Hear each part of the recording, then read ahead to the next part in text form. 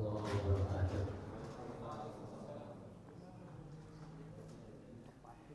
Innal hamdalillah nahmaduhu wa nasta'inuhu wa nastaghfiruh wa na'udzu billahi min shururi anfusina wa min sayyiati a'malina. May yahdihillahu fala mudilla lahu wa may yudlil fala hadiya lahu. Asyhadu an la ilaha illallah wahdahu la syarika lahu wa asyhadu anna Muhammadan 'abduhu wa rasuluh alladzi la nabiyya ba'dahu amma ba'du. Pertama-tama kita panjatkan puji dan syukur pada Allah Subhanahu wa taala karena pada kesempatan kali ini kita bisa sama-sama berkumpul di rumah Allah ini dengan niat mendekatkan diri kepada Allah dan juga talabul ilmi. Yang kedua, saya berterima kasih yang pertama kepada Mudir ya Ustaz Husna, juga kemudian kepada DKM ya dan pengurus di sini sudah memberikan kesempatan kepada saya untuk berbagi ilmu ya. Mudah-mudahan apa yang kita lakukan hari ini mendapatkan keberkahan dari Allah Subhanahu wa taala. Ya, amin ya rabbal alamin. Saya diamanahi untuk menyampaikan materi ya atau ilmu berkaitan dengan akidah. Dan tentu kita sudah tahu betapa pentingnya posisi akidah di dalam ajaran Islam. Ya, posisi keyakinan belum masuk ini. Sebentar.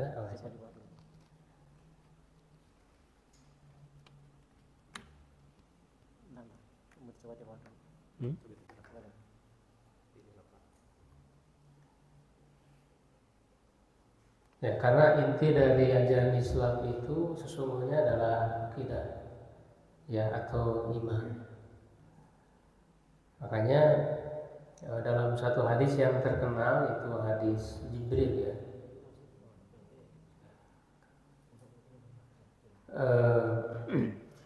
Di situ ada 3 rukun agama ya. Jadi Rasulullah SAW ditanya yang pertama tentang iman ya, akhirnya ada iman. Yang kedua tentang Islam dan yang ketiga tentang ihsan. Nah, iman itu yang paling pertama.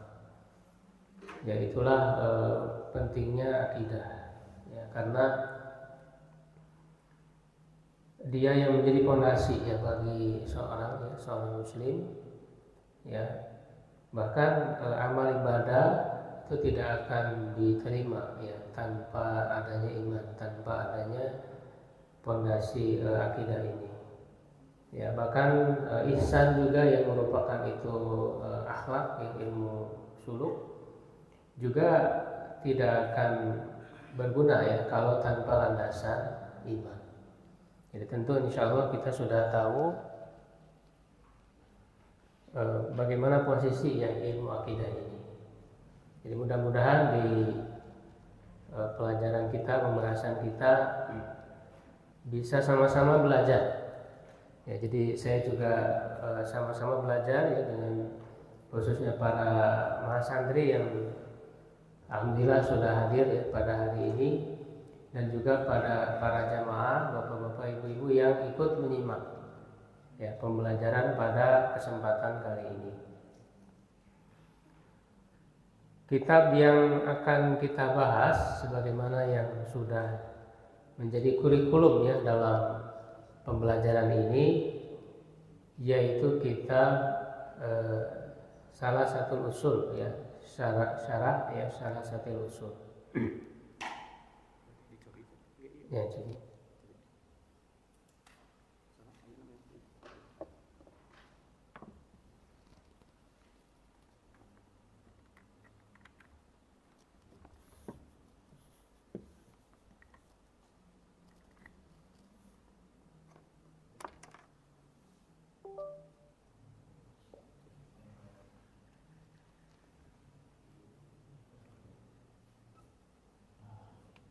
sudah muncul ya, alhamdulillah.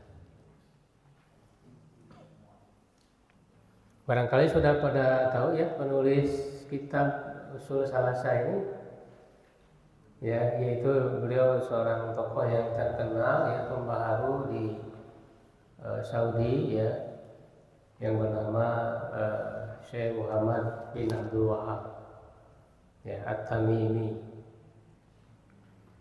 Ya, orang sering menyebutnya dengan istilah Wahabi, gitu ya, para pengikutnya disebut dengan Wahabi ya. Bahkan tidak sedikit juga yang anti, gitu ya, anti terhadap yang namanya Wahabi. Ya, tetapi kita tidak terlalu terpengaruh ya dengan omongan-omongan ataupun opini-opini. Ya, jadi sebagaimana kemarin oleh Ustaz Husna disampaikan bahwa belajar kita ini ilmiah saja, secara ilmiah ya, secara keilmuan, tidak terpaku kepada kelompok, kepada madhab. Ya, karena semuanya bisa dinilai dengan ukuran-ukuran ilmiah ya, secara keilmuan. Kalau secara keilmuan berarti fokus kita adalah kepada dalil, kepada hujah. Ya, kepada hujah. Kita lihat saja, makanya ketika orang itu banyak berprasangka ya, atau bahkan menuduh dan sebagainya, padahal belum tentu mereka mempelajari secara langsung kitab-kitabnya. Nah, sekarang kita akan pelajari ya secara langsung. Bagaimana sih kitab yang beliau tulis itu? Ya, supaya kita bisa melihat langsung dan mengetahui keilmuan beliau itu. Dan tentu tidak menutup kemungkinan yang namanya ulama itu juga kan tidak maksum.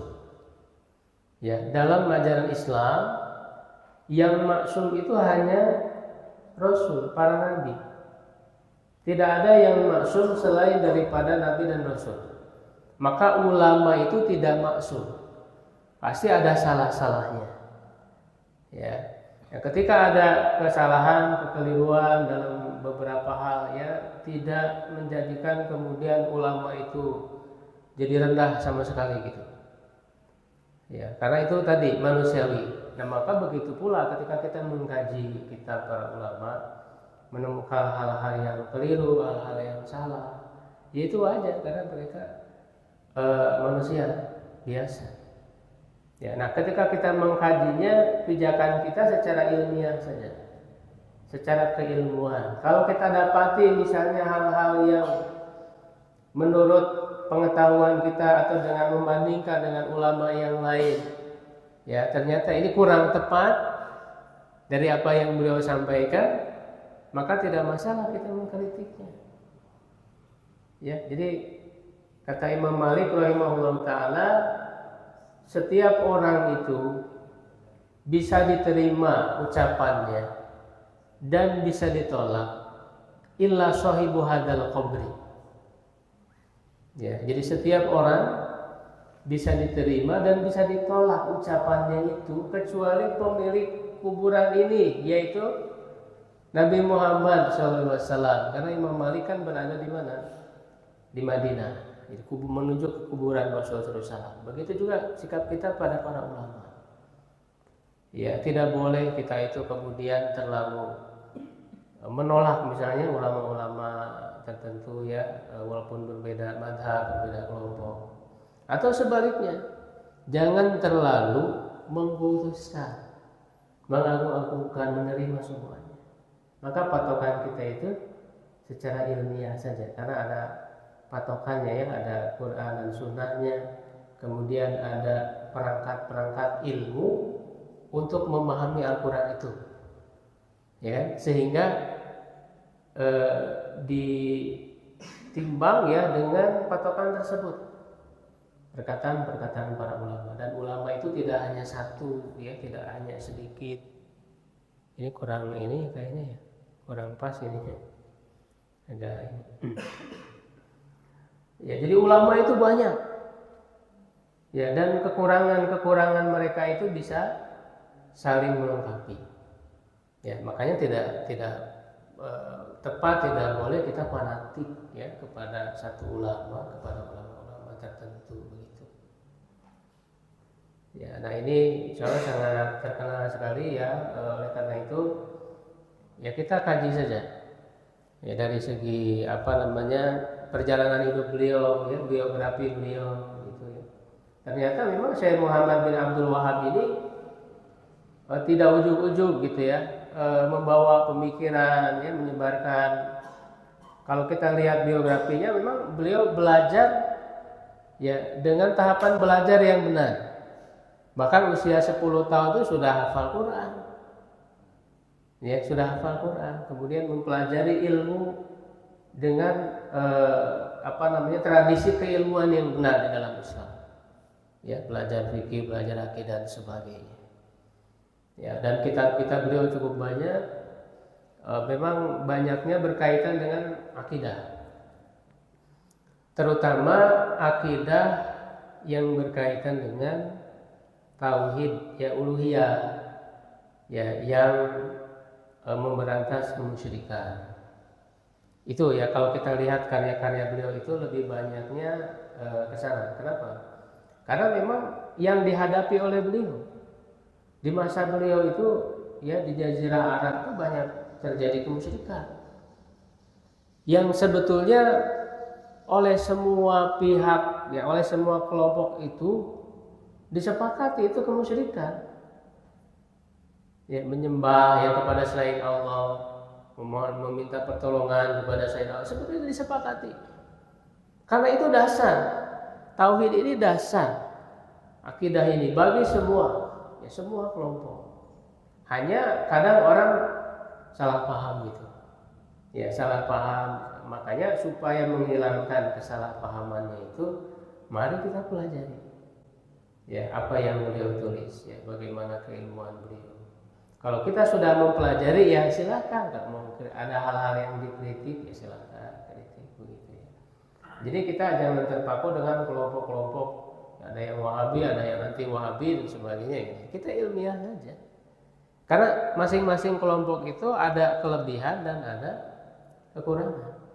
Kita bisa memilih ya dan mengkajinya secara keilmuan begitu ya. Karena ilmu Islam ini bisa dipelajari. Bukan sesuatu yang misteri, yang mistis, nggak bisa dipelajari begitu. Nah itu sedikit mengenal ya penulis kitab ini Ushul Salasah. Lebih lanjutnya silahkan ya nanti dibaca biografi beliau ya seperti apa perjuangan beliau gitu ya. Nah ini diantara ini kitab ini Ushul Salasah ini sebetulnya sangat ringkas sekali, pendek. Ya pendek, sekali baca beres gitu, berapa menit beres gitu. Ya isi dari Ushul Salasah ini. Jadi matan yang ringkas. Ya, nah, tapi kan kita tidak hanya matan ya ataupun tulisannya Syekh Muhammad bin Abdul Wahab saja, tapi dengan syarah. Syarah itu penjelasannya. Ya, nah penjelasannya ini, ya ini yang cukup panjang. Ditulis oleh Syekh Utsaimin, Muhammad bin Utsaimin. Dan beliau juga cukup terkenal lah ya, tokoh yang terkenal, ulama dari Saudi gitu ya. Kita bisa mengambil manfaat. Jadi kita perlu membiasakan bersikap ilmiah. Siapapun ulama dari semua kalangan, dari semua kelompok, pasti ada baiknya yang bisa kita ambil. Ya dari semua mazhab, dari semua kelompok ada baiknya. Begitu ya.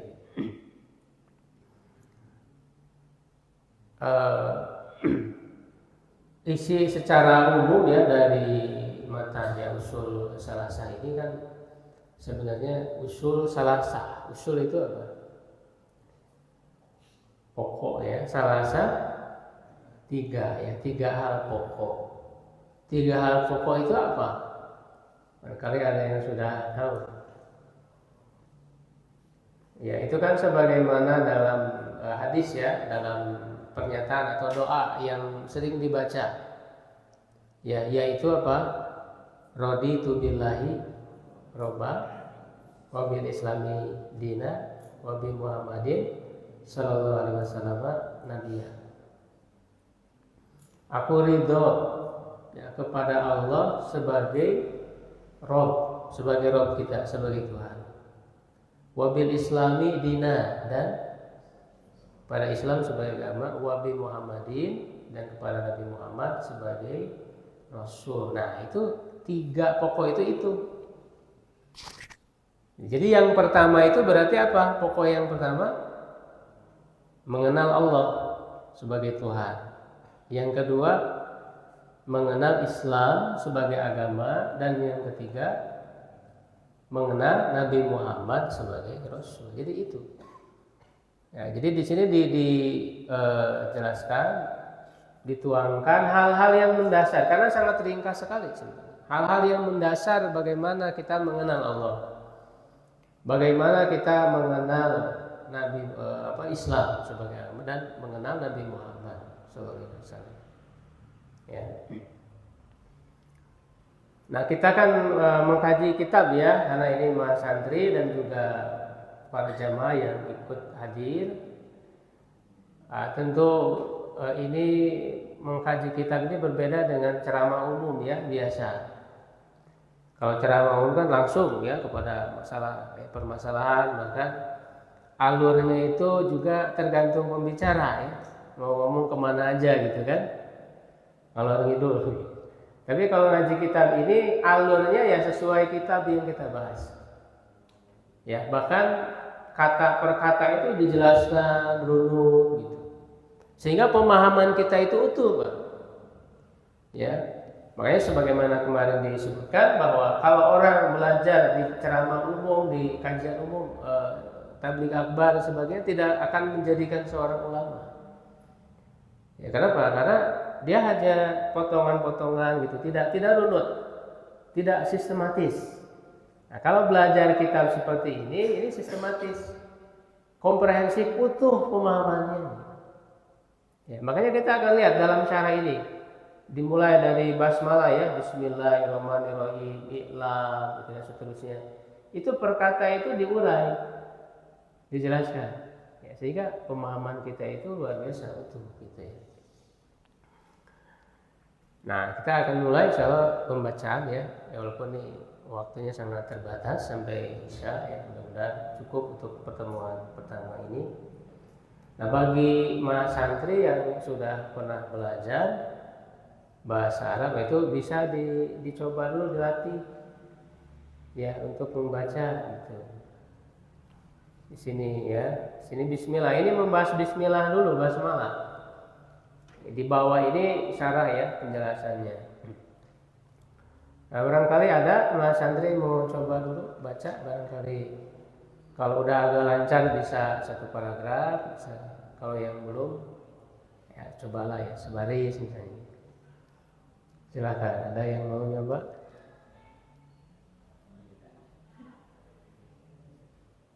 Ada yang sudah pernah belajar ini nama sorobnya dari pesantren barangkali? Pesantren, ada yang mau coba? Silakan. Karena yang namanya baca kitab itu perlu pembiasaan ya, terus gitu dilatih gitu ya. Sehingga nanti teori atau kaidah yang dipelajari itu terus dipraktekkan. Ya, ini tradisi keilmuan Islam itu seperti itu yang harus dijaga agar tadi mencapai bersikap ilmiah dalam beragama. Ya, bersikap ilmiah, dilihat rujukannya, literaturnya. Ini penting. Bismillah itu masa nggak bisa baca nih yang di atas? Dibacanya apa ini? Bismillah. Ya, kenapa kita bisa membaca Bismillah? Ya, karena udah terbiasa, sering. Jadi sebetulnya kunci di dalam membaca Arab gundul yang tidak ada harokatnya, ya, itu adalah karena kita sering terbiasa dengan kosakatanya. Ya, sebetulnya para bapak jamaah semua bisa baca Arab gundul. Misalnya ada Al-Fatihah nggak ada harokatnya, bisa baca. Ya, bisa baca. Nggak ada harokatnya, karena sudah terbiasa gitu. Nah, maka kalau kita membiasakan baca kitab, ya itu teks-teks itu udah kayak Al-Fatihah. Ya, sudah sering gitu ya. Bismillah dengan nama Allah. Nah, di sini dijelaskan oleh pensyarah Syekh Utsaimin rahimahullah taala. Ibtada'a. Nah, ini kalau mau sambil diharokatin boleh ya. Ya boleh kalau sambil diharokatin. Kalau sudah tahu mah nggak usah sebetulnya ya. Diharokatin, kemudian juga yang belum tahu terjemahnya ditulis. Tulis terjemahnya. Kalau sudah tahu mah ya nggak usah. Nanti terlalu capek, terlalu penuh kitabnya. Ya ini udah tahu ya udah nggak usah gitu kan. Ibtada'a al-mu'allifu. Mu'allif itu penulis. Ibtada'a memulai. Ya rahimahullah. Mu'allif di sini siapa? Penulis usul salasah yaitu Syekh Muhammad bin Abdul Wahab. Kitabahu. Nah ini kalau sudah belajar bahasa Arab ya, kenapa bisa baca Arab gundul? Kuncinya 3, menguasai 3. Nanti dengan Ustaz Firman ya bahasa Arabnya itu. Kunci orang bisa membaca Arab itu 3 saja. 1, mufrodat kosakata, tahu kosakatanya. Yang kedua ilmu nahu, dan yang ketiga ilmu tasrif. Cuma 3 itu aja orang bisa membaca Arab gundul. Kenapa bisa baca ibtada'a? Karena tahu kosakatanya. Ya kan? Ibtada'a fi'il madhi gitu kan. Al-mu'allif, kenapa bisa baca al-mu'allif? Nah ini al-ilmu tasrif. Mu'allif itu isim fa'il dari allafa yu'allifu ta'lifan mu'allif, yang menulis artinya itu. Makanya nanti terjemahannya pun sesuai. Orang nggak bisa nerjemahin sembarangan, harus sesuai dengan ilmu nahwu dan shorofnya. Jadi nerjemah itu tidak hanya dengan kamus. Dalam bahasa itu nggak bisa. Ya mau nerjemah nih, lihat kamus, nggak akan nyambung. Karena dalam bahasa itu perlu ilmu nahwu dan shorofnya. Ya kan? Lalu mu'allifu, kenapa dibaca fu akhirnya? Karena bahasa Arab itu ada huruf-huruf terakhir itu bisa berubah-ubah. Bisa mu'allifu, bisa mu'allifah, bisa mu'allifi kan gitu. Nah kenapa dibaca mu'allifu tidak mu'allifah mu'allifi? Nah itu perannya ilmu nahwu. Jadi ilmu nahwu itu fokus di bagaimana cara membaca huruf terakhir. Ya, yaitu mempelajari posisi kata. Ya, dalam bahasa Indonesia sebenarnya mudah. Seperti misalnya di sini, penulis memulai. Berarti penulis itu posisi dalam kalimatnya sebagai apa? Subjek. Nah, subjek itu hukumnya dibaca marfu istilahnya. Marfu itu tandanya doma. Nah, jadi di sini kita bisa membaca doma karena tahu posisinya dia sebagai subjek. Mu'allifu, begitu. Ini sedikit gambaran ya. Karena kan baca kitab gitu. Jadi harus tahu tata caranya. Kitabah. Nah, kalau kitabah, kenapa dibaca ba tidak kitabu? Karena objek. Nah, kalau objek mana dibaca fathah. Itu tidak kitabah. Ya, jadi penulis memulai kitabnya bil basmalati, dengan basmalah. Ya, beliau kan mengatakan bismillahirrahmanirrahim. Jadi memulai kitab ini dengan basmalah. Ibtidaan. Kenapa penulis memulai dengan basmalah? Karena mencontoh ibtidaan.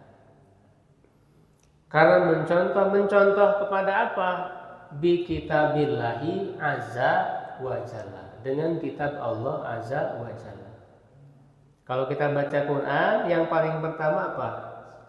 Surat apa? Al-Fatihah. Di Al-Fatihah yang paling pertama tertulis Bismillahirrahmanirrahim.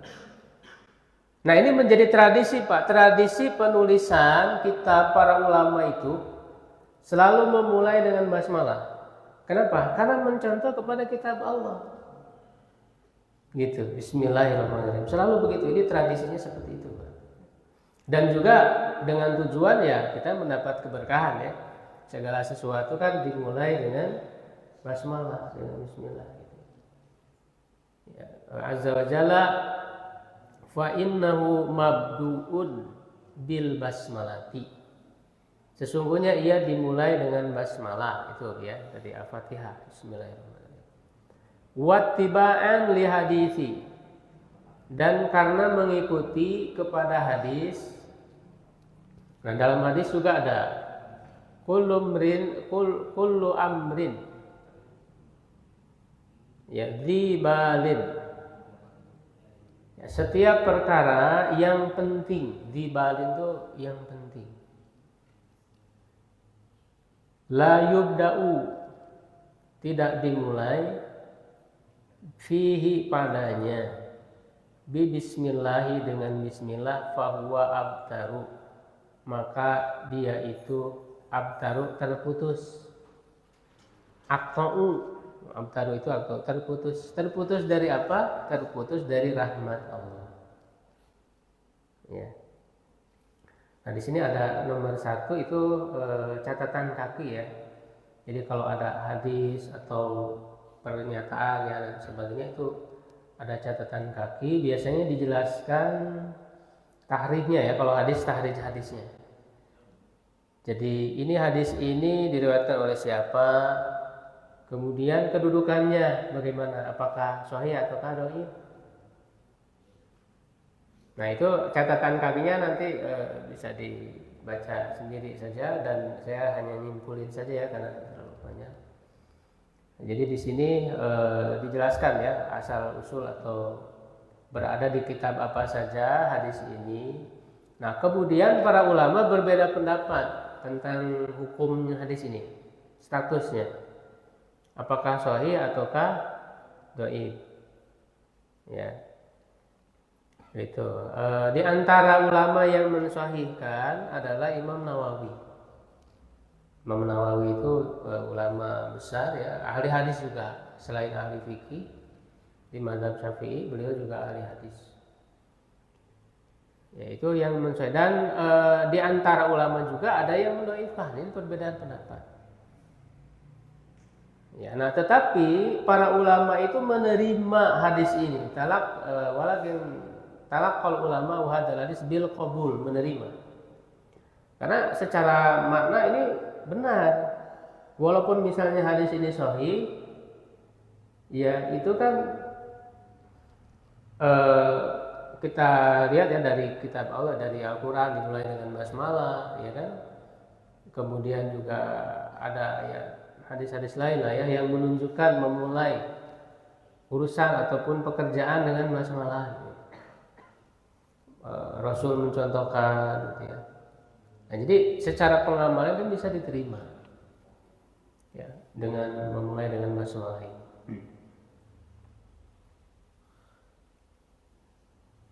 Nah, kemudian membahas tentang bismillah. Kata bismillah di situ kan ada bi ya. Bi itu kalau dalam bahasa Arab disebut apa? Huruf jar. Nanti kan dipelajari ya dalam bahasa Arab, kata dalam bahasa Arab itu tidak akan keluar dari 3 macam, isim, fiil, dan huruf. Huruf itu kalau bahasa kitanya kata sambung, kata bantu ya. Jadi bi dengan kata sambung. Ya, nah ini huruf B-nya saja kalau mau dibahas tuh bisa panjang lebar. Ya, bisa panjang lebar. Dari huruf B-nya saja. Nah ini rahasia kenapa Allah memilih bahasa Arab sebagai bahasa Al-Quran, sebagai bahasa Rasul. Karena bahasa Arab ini punya kelebihan, keistimewaan dibanding bahasa-bahasa yang lain. Dia bahasa yang kaya, bisa mengungkapkan banyak makna dengan bahasa itu. Kandungannya mendalam. Huruf ba saja itu satu huruf ba, kalau digali panjang lebar itu bisa jadi satu kitab sendiri membahas huruf ba-nya doang gitu kan. Nah, ini sih dikatakan al jaru wal majrur. Jar dan majrur Nah, tentu kalau penjelasan kitab seperti ini ya, suka ada membahas dari sisi bahasa Arabnya. Ya, makanya harus sambil belajar bahasa Arab supaya nyambung. Ya. Jar dan majrur, ini istilah dalam bahasa. Jar itu tadi huruf jar, bi. Majrurnya itu adalah kata setelahnya, ismi, ya kan? Itu disebutnya majrur, isim yang majrur setelah huruf jar. Jar dan majrur artinya kata bismi itu muta'alliqun bimahdhufin. Bimahdhufin itu berkaitan dengan yang dibuang. Jadi ada yang dibuang di sini. Ya, fi'lun mu'akhkharun. Ini fi'lun ini bisa dibaca dhammah ya. Karena dia asalnya ada huwa. Huwa fi'lun mu'akhkharun. Ya, yaitu fi'il yang diakhirkan. Fi'il itu kan kata kerja. Ya, munasibun yang sesuai lil maqami dengan konteksnya. Ya, dengan konteksnya. Takdiruhu asalnya bismillahi aktubu. Dengan nama Allah aku menulis, au usannifu, ya, atau menyusun karya. Sebenarnya mirip ya. Aktubu usannifu artinya sama. Ya, jadi kan gini, ketika kita mengucapkan bismillah dengan nama Allah, itu kan sebenarnya secara kalimat tidak lengkap. Ya, orang bisa bertanya, apa yang dengan nama Allah itu? Dengan nama Allah, apa yang dengan nama Allah itu? Misalnya kita mengatakan dengan pisau. Ya, apa yang dengan pisau itu? Kan itu kurang lengkap. Ya, misalnya saya memotong apel dengan pisau. Nah, itu baru lengkap. Ya, jadi ketika dikatakan bismillah berarti ada kata yang dibuang. Nah, apa yang dibuangnya itu? Nah, di sini kalau sedang menulis, berarti kan maknanya ketika mengucapkan bismillah di awal tulisan, maknanya adalah saya menulis dengan nama Allah. Ya. Nah, dia disesuaikan dengan pekerjaan yang sedang dilakukan. Kalau mau membaca berarti maknanya saya membaca dengan nama Allah. Kalau mau makan, saya makan dengan nama Allah. Begitu seterusnya. Ya, nah pertanyaannya kenapa dibuang? Kata kerjanya tadi itu kenapa dibuang? Ya karena supaya menyesuaikan dengan perbuatan apa saja. Ya kan? Dengan perbuatan apa saja. Dibaca dalam semua perbuatan. Bismillahirrahmanirrahim. Ya. Begitu. Nah, kenapa? Agar perbuatan yang kita lakukan itu mendapat rahmat seperti dalam hadis tadi. Kalau tidak dimulai dengan basmalah itu terputus dari rahmat Allah. Tidak dirahmati, tidak diberkahi. Ya, jadi kita makanya ketika ini kan akan melakukan. Ya, kita yakin bahwa kita bisa melakukan sesuatu itu atas izin Allah, atas pertolongan, atas rahmat. Kalau tanpa rahmat Allah, kita tidak akan bisa melakukan hal tersebut. Sehingga ini menjadi fondasi agar kita tidak sombong. Ya, tidak merasa bangga bahwa ini hasil jerih payah saya. Ya kan? Apalagi ini prestasi gitu kan, menulis karya. Gitu. Ya, jadi bahwa Allah yang memberikan kekuasaan, kemampuan untuk bisa melakukan ini. Nah, ini menjadi kebiasaan atau karakter seorang muslim yang tidak boleh dilepaskan. Ini memulai dengan basmalah. Nah, tapi kata kerjanya itu diakhirkan tadi muakhkhar. Artinya tidak aktubu bismillah, saya menulis dengan nama Allah, tapi dibalik, dengan nama Allah saya menulis. Nah, kalau dalam bahasa kita kesannya sama aja kan, misalnya saya menulis dengan nama Allah, dengan menulis dengan nama Allah saya menulis, bedanya apa? Kalau dalam bahasa kita kan seakan-akan nggak ada perbedaan kan, dibalik seperti itu kan. Nah kalau dalam bahasa Arab itu ada perbedaan kesan. Nah itulah kayanya bahasa Arab itu. Makanya ketika kita mengkaji Quran, mengkaji hadis, ya itu dengan tradisi dalam bahasa Arab, ya dengan suasana bahasa Arab, gitu, agar kita paham betul apa yang dimaksud oleh Allah. Jadi dalam bahasa Arab itu ketika kata kerjanya diakhirkan punya kesan yang berbeda. Jadi ada penekanan ya menyebut nama Allahnya itu. Ya penekanan menyebut nama Allahnya itu. Ya alhamdulillah sudah masuk ya waktu Isya ya. Jadi memang seperti ini kita mengkaji kitab itu ya sedikit-sedikit tapi cukup panjang dan mudah-mudahan kita bisa memahami, mengambil manfaat ya dari yang kita pelajari ya sehingga menjadi ilmu yang kuat di dalam diri kita. Wallahu a'lam bishawab. Qul qouli hadza astaghfirullah li wa lakum. Assalamualaikum warahmatullahi wabarakatuh.